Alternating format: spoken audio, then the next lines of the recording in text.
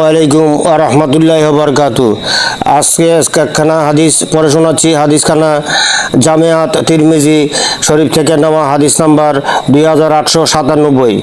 হাদিসখানা এমন যে, বিসমিল্লাহির রহমানির রহিম।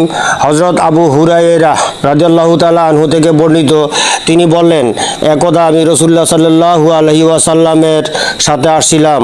তখন তিনি এক ব্যক্তিকে কুল হুয়াল্লাহু আহাদ আল্লাহু সামাদ পাঠ করতে শুনলেন। রাসূলুল্লাহ সাল্লাল্লাহু আলাইহি ওয়াসাল্লাম বললেন, ওয়াজিব অর্থাৎ অবধারিত হয়ে গেছে। আমি প্রশ্ন করলাম, কি ওয়াজিব হয়ে গেছে? তিনি বললেন, জান্নাত। সূরাখানা এতটাই তাৎপর্যপূর্ণ যে শোনার সাথে সাথে রাসূলুল্লাহ সাল্লাল্লাহু আলাইহি ওয়াসাল্লাম বললেন যে তার জন্য জান্নাত ওয়াজিব হয়ে গেছে। সুবহানাল্লাহ, সুবহানাল্লাহ।